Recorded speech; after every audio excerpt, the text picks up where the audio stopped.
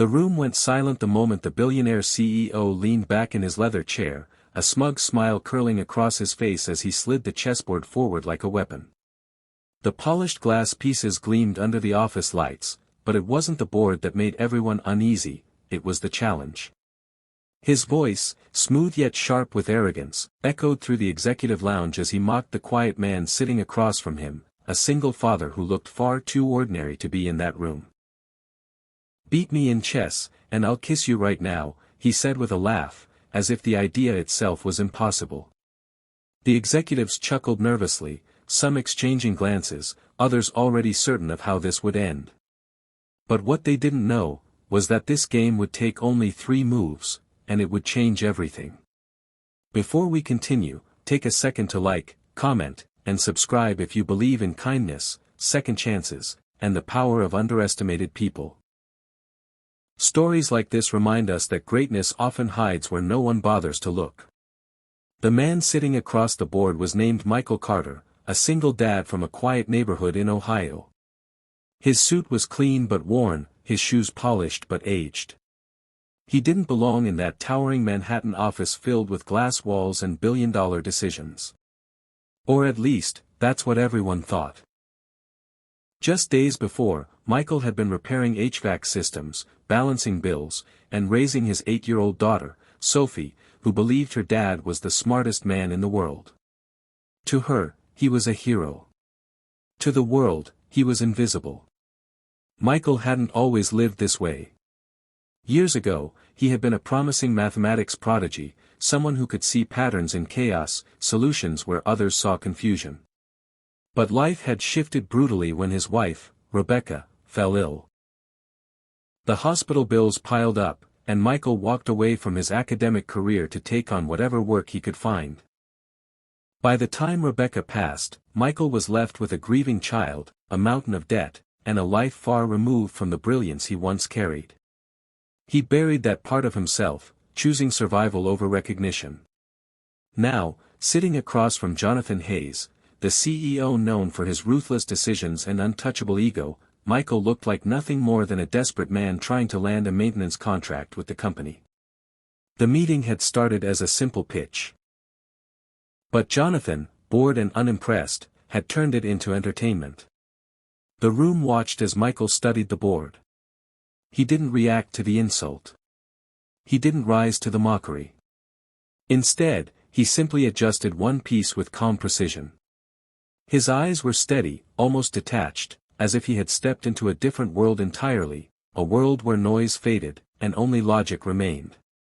Jonathan smirked and made his first move, aggressive and showy, the kind meant to dominate early. A few executives nodded, impressed.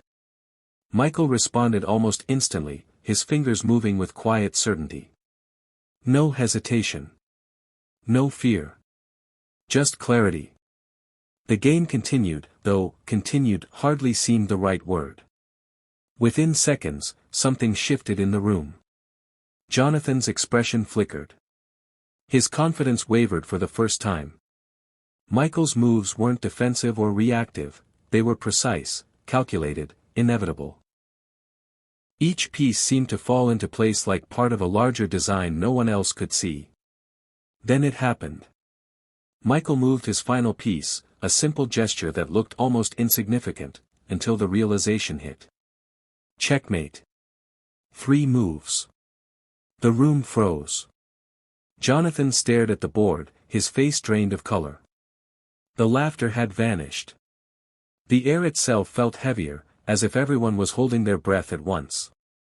It wasn't just that he had lost, it was how he had lost. Completely. Effortlessly. Publicly. Michael didn't smile. He didn't celebrate. He simply sat back, his expression calm, almost tired, as if this victory meant nothing compared to the battles he fought every day outside that room. For the first time in years, Jonathan Hayes had no words. But the silence didn't last. "What was that?" one executive whispered, unable to hide his shock. Michael finally spoke, his voice soft but steady, carrying a weight that demanded attention.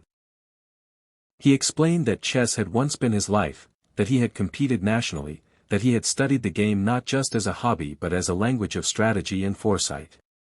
He didn't say it with pride. He said it like someone recalling a past life they barely recognized anymore.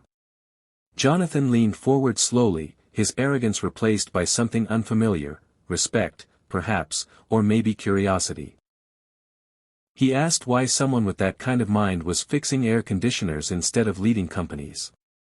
Michael hesitated, then spoke of Rebecca, of hospital rooms, of sacrifices that don't make headlines.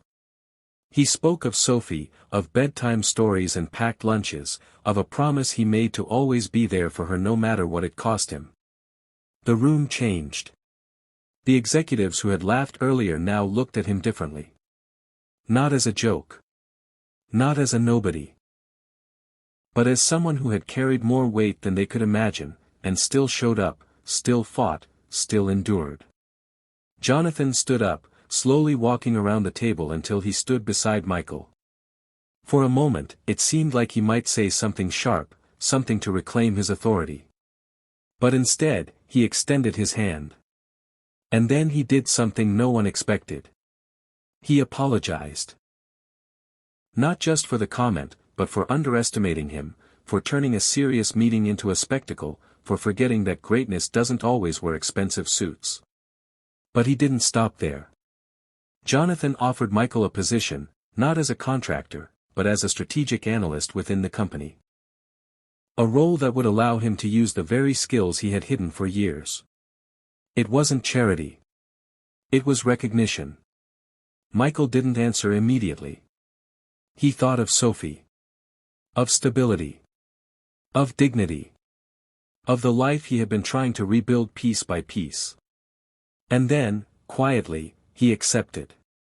Months later, the transformation was undeniable. Michael thrived in his new role, bringing insights that reshaped company strategies and saved millions in flawed investments. His ability to see patterns others missed made him invaluable. But more importantly, he never forgot where he came from. He treated everyone, from janitors to executives, with the same respect he had once been denied. At home, Sophie beamed with pride, telling her friends that her dad worked in a skyscraper now. But to Michael, the real victory wasn't the job or the recognition. It was proving that no matter how far life pushes you down, your worth doesn't disappear. It waits. And sometimes, all it takes is one moment, one chance, to remind the world, and yourself, who you really are. If this story touched your heart even a little, take a moment to like, share, and comment. Your support helps keep stories like this alive and reaching people who need them most. And before we end, I have a special request: comment below with the word respect, if you believe no one should ever be judged by their appearance or circumstances. Because sometimes, the quietest person in the room is the one who can change everything in just 3 moves.